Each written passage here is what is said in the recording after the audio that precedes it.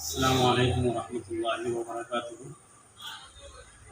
بڑے ہی دکھ اور غم کی امت مسلمہ کے لیے خبر ہے کہ ہمارے علاقے کی مشہور و معروف شخصیت حضرت مولانا مفتی عبدالمغنی صاحب رحمۃ اللہ علیہ آج اس دنیا میں نہیں رہے، اللہ کو وہ پیارے ہو گئے ہیں۔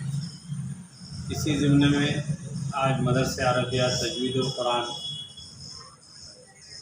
مدنی نگر ناندیڑ میں قاری محمد اسد صاحب ناظم مدرسہ تجوید القرآن کی دعوت پر ایک دعائیہ نشست رکھی گئی تھی، جس میں مدرسے کے ذمہ داران جناب الحاج عبدالصمد صاحب اور اسی طریقے سے علماء کرام میں مولانا محمد اسماعیل صاحب اور حضرت کے متبصرین اور مریدین اور شاگردوں میں بھی بہت سے علماء کرام جو ہمارے ساتھ ہیں وہ سب شریک رہے اور ایک دعائیہ نشست رکھی گئی۔ حضرت کا انتقال ایک بہت بڑا نقصان ہے امت کا۔ ان 2 سالوں میں اللہ تعالیٰ کا عجیب امتحان ہے امت مسلمہ کے ساتھ کہ بڑے بڑے اللہ والے اس دنیا سے جا چکے ہیں۔ اللہ تعالیٰ ان کا ہم سب کو نعم البدل عطا فرمائے۔ آمین۔ حضرت مولانا مفتی عبدالمغنی صاحب یہ بچپن ہی سے اللہ تعالیٰ نے ان کا انتخاب کیا تھا۔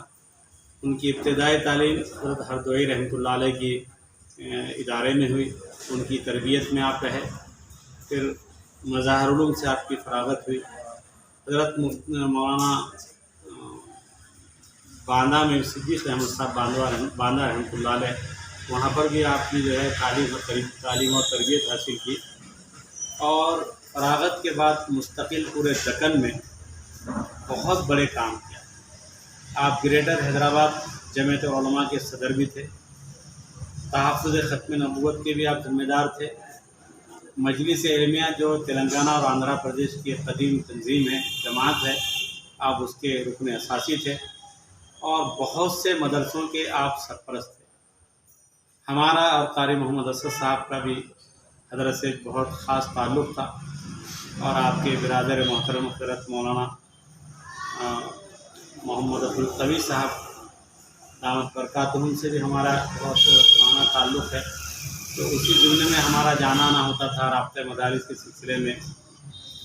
ہم نے یہاں پروگرام لیا تھا ٹریننگ کیمپ، اس میں بھی حضرت تشریف لائے تھے۔ بہرحال